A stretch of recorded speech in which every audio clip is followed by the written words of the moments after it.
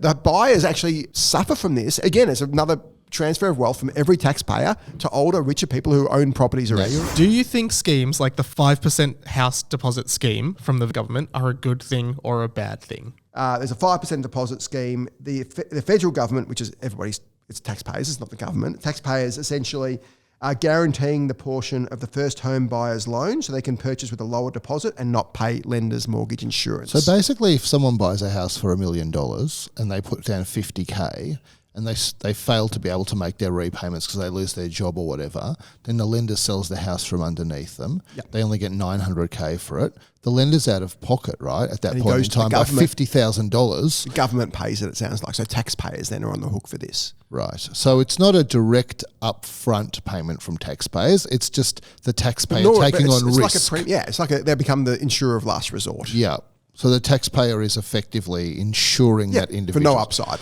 So they don't get the premium. So I've got two very brief thoughts about this. Thought number one is that we have to find a way to let people buy houses, because that's one of the most terrible things in Australia, that young families, they can't buy houses, and I want them to be able to buy houses. So we have to solve that problem. So I think it's good that we're trying to solve that problem. I don't have to persuade government to solve that problem. It gets votes, so they're going to try and figure out how to solve that problem.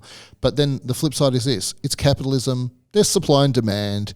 If you don't change supply and you increase demand by letting more people buy, which is an increase in demand, then that's going to put the prices up. And so whatever the most common amount of money is that people have as a deposit that weren't able to buy before and can now buy, the houses in that thing, so just multiply that deposit by 20, and the houses in that price bracket will go up in price because there'll be more competition. And so all that will happen is presumably the lower end of the property market will be driven up with some pricing inflation. That's my guess. And I think it's up to a certain level of house price. So this is...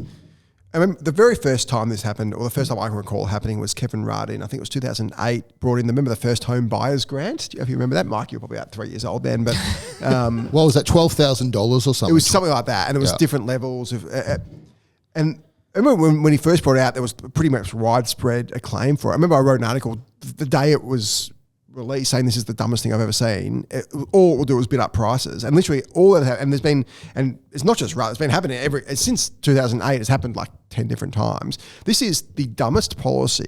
It is. Do you think it's the dumbest policy in terms of what it impacts? Like it's probably gets them a couple of votes, but this is literally all you're doing is inflating. It's the first home sellers grant. So all you're doing is causing, as you said, pure inflation. It just inflates up. People will spend as much as they can on a property, especially their first property. So if all you're doing is making it easy for people to buy, they're going to spend more on the house. And it's so obviously stupid because everybody knows what you explained is just basic, not even economics, just basic common sense. If you give someone $100, they spend $100 on something. If you give them 150, they spend 150. Of course they're going to do that. Of course it's going to inflate.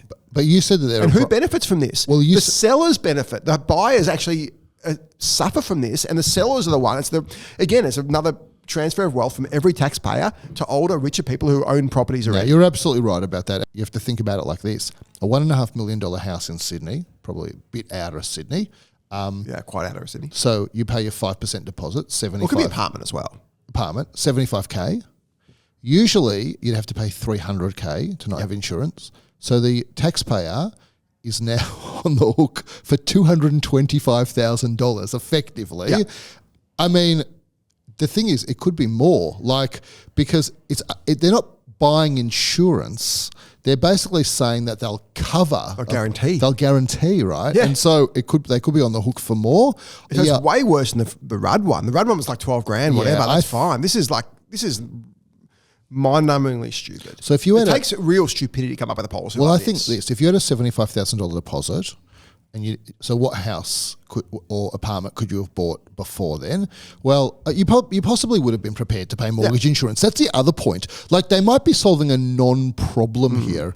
I mean, like, I've got lots of issues with this now that I think about it. So one problem is 5% is not enough of a deposit. Like, the thing is, you might still have serviceability issues if you've only got 5%. And you'd hope banks aren't lending if that's not serviceable. I mean, 5% is pretty close to no money down. Yeah. Very close, right?